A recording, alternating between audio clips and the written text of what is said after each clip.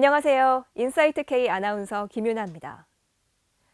코로나19 사태의 장기화로 요양원 등 시설의 출입을 제한하고 있다는 소식 많이들 들어서 알고 계실 텐데요. 최근 외부와 단절된 요양원에서의 노인 학대 신고가 늘고 있어 보호자들의 우려가 커지고 있다고 합니다. 올해 초 화성시 봉담읍에 소재한 모 요양원에서는 심신이 불편한 노인을 방치해 병증을 악화시킨 끝에 합병증까지 더해져 결국 사망에 이르게 한 사건이 발생했습니다. 제보자는 해당 요양시설에 입소해 보호받던 모친이 옴에 걸린 지 한참이 지나도록 제대로 조치받지 못하고 방치돼 치료 시기를 놓쳤고 그로 인한 합병증을 치료받던 중 사망에 이르렀다고 주장했습니다. 요양원의 방치로 인한 노인 학대를 이유로 제보자는 얼마 전 요양원을 고소하기도 했는데요. 제보자의 모친은 거동이 불편한 90대 노인으로 요양원에 입소한 후 옴에 걸렸습니다. 제보자는 외부 병원에서 2달가량 모친의 치료에 전념한 끝에 완치 판정을 받았는데요. 하지만 이 과정에 간병을 하던 제보자와 식구들도 옴에 걸렸고 지금까지 치료를 받아야 하는 지경이라고 합니다. 옴 완치 후에 요양원에 재입소했지만 재입소한 지 채 한 달도 되지 않아 또다시 병원 신세를 져야 했다는데요. 요양원에서 모친을 제대로 보살피지 않고 병세가 악화될 때까지 방치했기 때문이라는 것이 제보자의 주장입니다.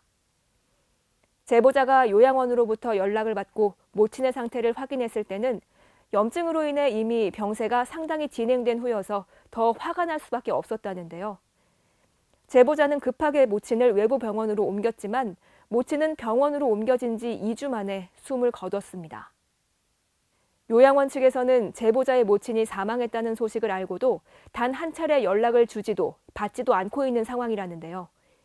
요양원의 무책임한 태도에 제보자는 분통을 터뜨리고 있습니다. 저희가 어르신이 사망한 거는 저희가 알 수는 없어요. 왜냐하면 저희가 요즘 개인정보 보호 때문에 병원에 문의해도 알 수가 없어요. 어르신 돌아가신 여부를. 네네.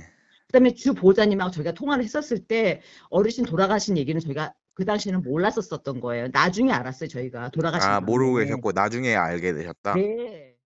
해당 요양원은 제보자의 모친이 숨을 거둔 병원과 연계돼 있어 사망 소식을 알지 못했다는 요양원 관계자의 답변은 사실과 다릅니다. 역시나 책임 회피의 급급한 모습으로밖에 볼 수 없는데요. 관리 감독을 맡고 있는 화성시의 입장을 들어봤습니다. 아니요, 저희 쪽에 따로 보고된 게 없어가지고요. 작년에는 한 두세 건 정도 있었는데 올해는 아직 네네. 올 초라서 올해는 지금 접수된 건은 없어요.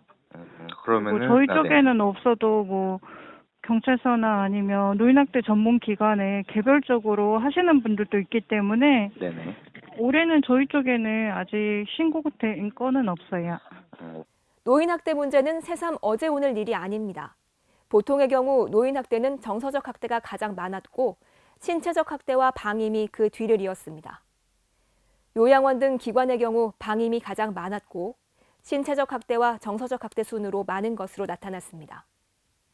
특히 2019년 기준으로 전체 노인 학대 행위자 중 요양원 등 기관이 차지하는 비중이 18.5%에 이르러 우려스러운 수준이었는데요. 더욱이 매년 수치가 조금씩 상승하고 있는 점은 더 큰 문제입니다. 노인 학대를 일삼는 양심불량 요양원들에 대한 제재 수위를 높이고 관계기관의 지도 단속도 강화해야 한다는 목소리에 귀를 기울일 때입니다.